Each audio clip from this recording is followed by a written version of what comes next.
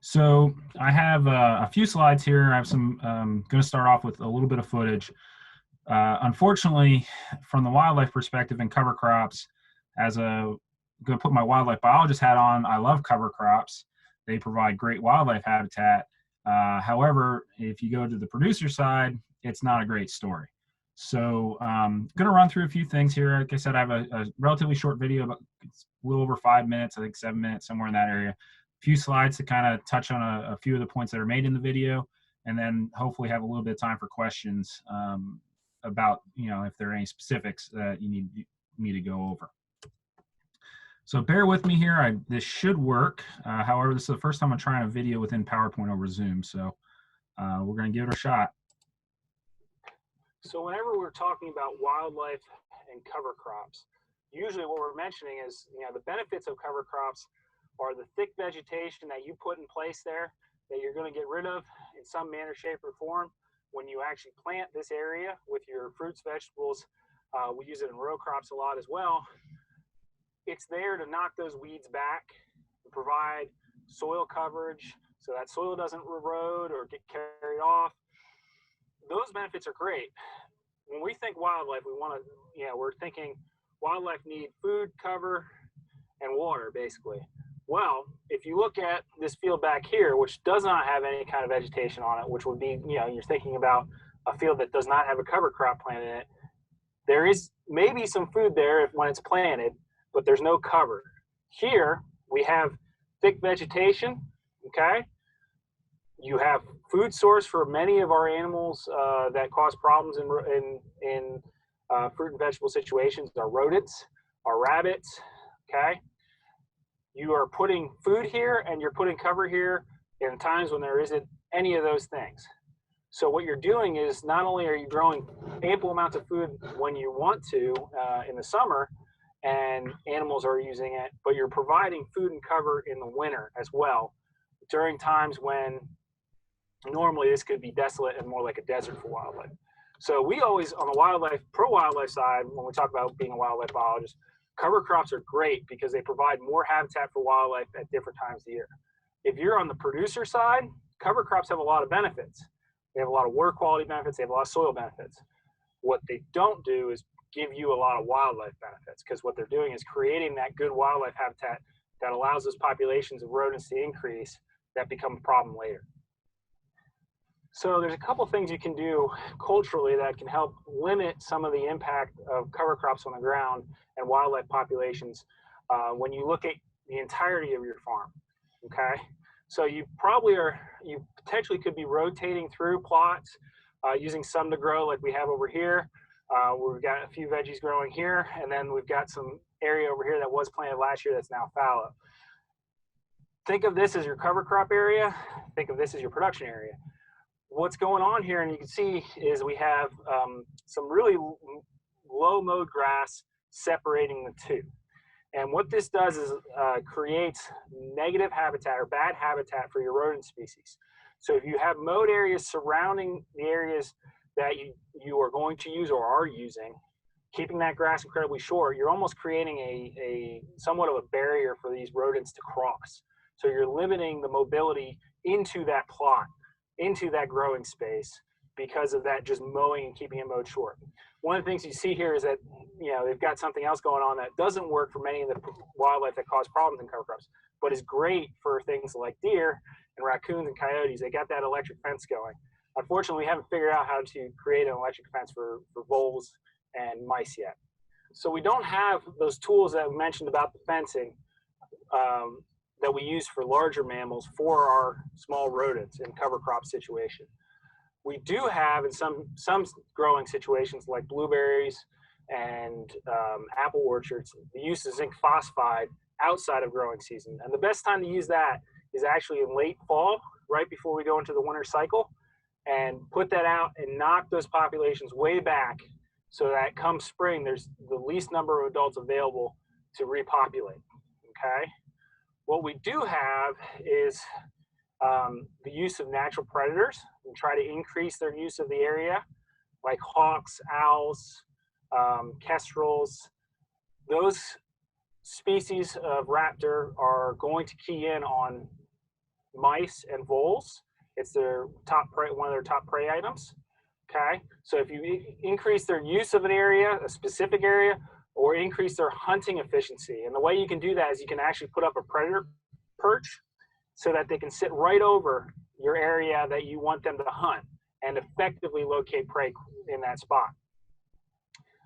If you have colonies in your growing situation and you're growing on a smaller scale, so you have an acre or less that has colonies present in it, you can actually go and get standard mouse snap traps and go in there and actually trap out a colony over a period of a few days.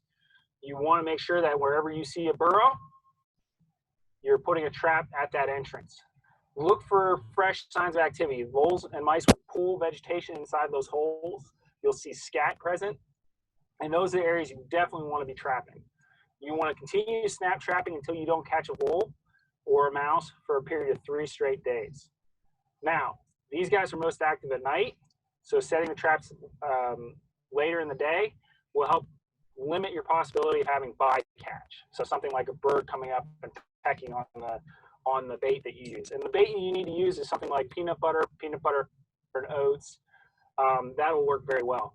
If you have an issue or concerns about birds, what you can do is you can actually build a bait house out of a cardboard box. You just cut a hole inside of it, and you can, so that the mice or voles can actually run inside to get to their tunnels. And you'll see the runways. You can put that there, and then you just cover up the snap trap so that birds can't get access to it. All right, that'll help limit bycatch and keep you still productive on catching voles and mice to limit them in the area. Okay, so quick video. It covers the really basics about wildlife and cover crops, and it's really focusing on rodents, because they're going to be probably your top issue when it comes to wildlife in these settings that are brought to you because of cover cropping. Now, you're going to have your wildlife present that cause other issues, regardless of whether you have cover crops or not. You have your coyotes, your raccoons, your deer that are going to find those areas where you're growing and your cash crop. But the cover crop itself is creating that year-long refugia for those other species, those smaller species that basically their home ranges may be 20 feet in diameter. So it's allowing them to exist in that exact spot that you're trying to grow. So you need to be thinking of things like rabbits, voles, and mice. So any of the small rodents. And these are the damages that could occur. You could have where they're getting in and actually consuming the seeds after you plant them, getting in and potentially getting after things like your vegetables as they're coming to being ripe. They could actually, voles, rabbits, especially will start chewing on new growth of plants. And then you could have some damage if you have things that are being grown underground that they could get to before they are even harvestable, and you may not even notice it. So you need to be looking for those other signs of tunnels and trails that these guys, when they get to higher densities, when they become problems, start to show on the landscape. So situations and things you can look for. Obviously, if you're looking at that picture that's in the top left there, the soybean field, when you get to that stage, it's already a little bit too late. However, what you want to be doing is looking through your fields that you're actively growing in that had cover crops previously, so you can start looking for signs like on the right side there with that blue arrow that's pointing to a runway right outside of a burrow for voles. And these are commonly, the voles may create them, but the mice will take them over. So you'll have situations where that'll be present, but you may have a mixed bag of both voles and mice using the area. And what you'll see is in that picture, like in the soybeans there, you'll have an eat out of about 10 to 15 feet around any active colony. The bigger problem is, if you have one colony, it's not a huge issue, but these guys reproduce so fast. It's about every month they're having another litter, and their litter sizes can be upwards into the teens. And they have relatively low survival, but because of that reproductive ability, they can skyrocket to 70, 80, 90 animals per acre pretty quick. So those cultural practices with scouting go a long way. Try to keep everything surrounding your production fields short, 12 months a year. You don't want to be inviting those guys into those fields at any point in time. They're active in the winter. They're just not reproducing. So if you keep those mowed in the winter, it helps limit that growth of population growth in the spring. I mentioned natural predators and, focused on raptors in that video, but things like bobcats, coyotes, although coyotes may cause other problems in your production system, tend to eat a lot of rodents. It's their number one diet for the entire year. It's somewhere around, in the winter, they'll eat somewhere around 18 to 20 voles a day some days. So if you have them using your property in the winter, you actually don't want to discourage them if you don't have any crops there, because you want them there eating as many rodents as possible. Putting up those raptor perches, like in the top picture there, a PVC pole that is 15 feet in the air, that has one or two crossbars on it so they can land and sit, is all you need. It's a relatively cheap tool and relatively effective in terms of getting them in that spot. They use those perches pretty frequently.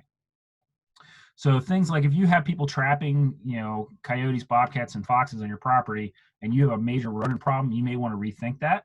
You can also try to increase presence of raptors by doing things like putting a barn owl box up. These guys, barn owls, will eat when they have their young in the spring. They will catch over 4 or 5 dozen voles a day to feed those young. They're really good at it. Now, obviously, if you only have 10 acres, they're not going to catch all of that right there, but they're going to be constantly bringing rodents out of that landscape to feed their young. When you have cover crops, and if you can, terminate them completely out of the plot you're growing in, that'll help limit any possibility of cover being there while you try to start growing your crop. The thing that we're talking about with our soybean producers is trying to get those cover crops dead 30 days prior to planting. Now, the problem with this, and this is where weighing in from the production standpoint, knowing your system, is if you are going to have a major outbreak of weeds, and the weeds are going to be worse than the damage from the wildlife, maybe you don't have that many rodents there, then you want to think about balancing that out. Maybe you don't want to terminate that early because the wildlife aren't going to be as big of an issue. However, if you have a major vole outbreak, you may want, and a history of that, you may want to terminate those crops earlier, because what will happen is they don't have the cover, they don't have the food, they'll leave the area to go search that out. So pairing that with increased predators, it will knock those populations back. Situations where you can use zinc phosphide, as mentioned in the video, you want to do so if you have a larger population, or you think you're going to have a larger population. Make sure you use bait dispensing stations, like this PVC tube here. That'll keep other animals that are not meant to consume the bait from getting to it. Raccoons are notoriously curious and will go after that. And because it's not labeled for raccoons, we want to make sure we're following the instructions on the label so we don't get into problems with federal issues. Mention the snap trapping. It is cumbersome, time consuming, labor intensive, and really effective if you can catch those colonies on the front end. If they're going to be trapping and need to trap for several days or for a week or more, it's not a great tool. But if you can monitor your plot and see a colony starting, they're a great tool to have right on the front end. It can knock that population back to get rid of it before it becomes a problem. So with that, I am kind of covered all the slides I wanted to cover.